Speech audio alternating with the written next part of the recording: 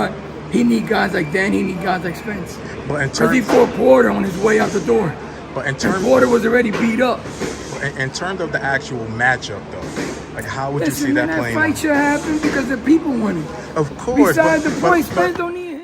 He has held multiple world championships in 3 weight classes, including the welterweight title since 2018.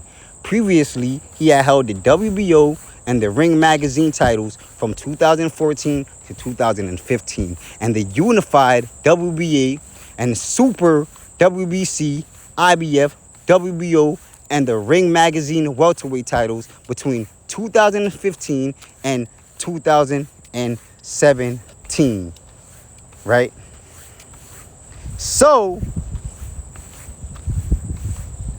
when you look at Terence Bud Crawford's career, he did this by the time he was 32 years of age, right?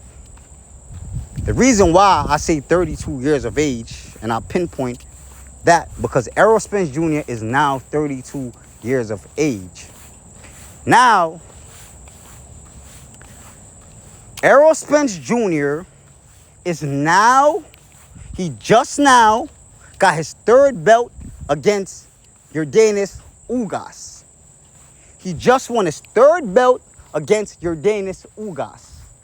When Terence Bud Crawford became undisputed, the 2 of those 4 fighters that he defeated, they were undefeated champions. And Dongo never lost, and Victor Poso never motherfucking lost. They never lost. But Errol Spence Jr., all 3 fighters that he defeated to hold them 3 belts, all of them lost. Kell Brook lost. Kell Brook, he had it bad. Kell Brook literally came down from 160 to fight Errol Spence Jr. After he done lost to Triple G, got knocked out in the 6th round, broke one of his eye, and came straight down from 160 to 147. No tune-up or nothing. Just straight down, right? And then he beat Sean Porter. Sean Porter already lost to Keith Thurman, and Sean Porter already lost to Kell Brook. And then he beat Yordenis Ugas. That done lost to like 4 niggas, including Sean Porter, to gain his 3rd belt. So, Errol Spence Jr. needs Terence Bud Crawford, right? Errol Spence Jr. started his career in 2012, right? And a lot of people don't know. I'm gonna inform y'all because evidently I know more about boxing and I know more about Errol Spence Jr. than you guys do, right? Errol Spence Jr. started his career at 154 pounds, brother man. 154 pounds. He had 7 fights. I did my due diligence. I will never steer y'all wrong. If y'all think I'm lying, y'all could go and check. He had 7 fights before he moved down. Hold on for a second. Moved down, right? He moved down from 154 to 147. I don't know why. All the greats that I know, they move up in weight. He didn't accomplish anything from 154, and he moved down to 147, y'all. So I want to know why, right? Somebody comment, one of the Errol Spence Jr. fans comment, since y'all love that nigga so much, so y'all should know a lot. Why did that nigga move down from 154 after 7 fights and to 147? Why? I don't hear about the greats moving down. I hear about the greats moving up. Terence Bud Crawford started his career at 135. He moved up to 140, and he moved up to 147, and he won a belt in all 3 weight divisions. Went undisputed in 140. Cleared out 140. So I want to know, why did Errol Spence Jr. move down? I'm going to put an emphasis on this shit, because y'all don't understand that it's levels to this shit. And this is why he needs Terence Bud Crawford. Because Terence Bud Crawford has done shit that he has never did. So it looks great on his fucking resume, right? So Errol Spence Jr. been fighting for 10 years and he just earned his third belt against Yordenis Ugas. Yordenis Ugas that already lost to 4 niggas before Errol Spence Jr. fought him. But when Terrence Bull Crawford became undisputed, 2 of those 4 fighters that he fought, 2 of them were undefeated champions. Victor Posto, he was undefeated, right? And Dango, he was undefeated, right? All 3 champions that Errol Spence Jr. faced off against, they lost. They lost. They lost. All of them lost. All of them motherfuckers faced defeat. Kell Brook got knocked out. Sean Porter done got dropped by Adrian Broner and by Keith. Bro, y'all don't want me to, y'all don't want me to keep going, bro. Y'all don't want me to keep going, bro. Ugas got dropped like 3 times before he faced Errol Spence Jr. All of these niggas lost, so Errol Spence Jr. had the blueprint to beat these niggas because they already lost, my nigga. The niggas that Terrence Bull Crawford was fucking up, they didn't lose. They didn't lose, bro. Since Terrence Bull Crawford entered 147, he's been fighting undefeated fighters, bro. Besides the nigga that Errol Spence Jr. already beat with Kell Brook and Sean Porter. All the fighters that Terrence Bull Crawford defeated, Jeff Horn, Jose Benavidez, Mean Machine, all these niggas Terrence Bull Crawford beat, they were undefeated, bro. Like, he defeats undefeated fighters and he knocks them out. He's on a 10 knockout streak right now, my nigga. He started that at 140. This is what greatness is, my nigga. Not somebody that stood at one weight class for 10 years and now holding his fucking belt. Now getting his 3rd belt. I keep forgetting. Started his career at 154. Had 7 fights at 154. Didn't do shit at 154. Then moved down because he wanted to take the easy route. Just like how he said with Sean Porter. He wanted to take the easy route and ended up almost losing to Sean Porter. While Terrence Bull Crawford is beating niggas like Gamboa, that's definitely gotta go in the Hall of Fame, bro. Gamboa gotta be a Hall of Famer, bro. You feel me? Beating niggas in his weight class while Errol Spence Jr. is fighting Lil Mike. That started his career at 134, 130, right? Or even lower than that. While Errol Spence Jr. started his career at 155, 154, moving down. Like, come on, bro. Like, I'll give y'all a history lesson on boxing, bro. This man started out his career at 154 fighting 4-rounder fights, bro. 4-rounder fights. 4-round, 6-round fights until he moved up to 147. Moved down to 147. So y'all can't compare. It's a level city shit, bro. So when drunk Angel Garcia is saying that Errol Spence Jr. doesn't need a caliber of fighter and the future Hall of Famer, arguably the greatest of all time, Terrence Bull Crawford, he's drunk, bro. Do y'all understand that shit? He is fucking drunk. He's a drunk ass nigga, and he should not be talking about boxing. If you can't tell your son that he lost, you shouldn't be talking about boxing at all. You shouldn't be talking about boxing. So when people are saying Errol Spence Jr., he fought more top level fighter than Errol Spence Jr., it's just to show you how the niggas that Terrence Bull Crawford beat, like Hank Lundy, he says that, it's to show you what he thinks about himself. He don't look at himself as a top competitor.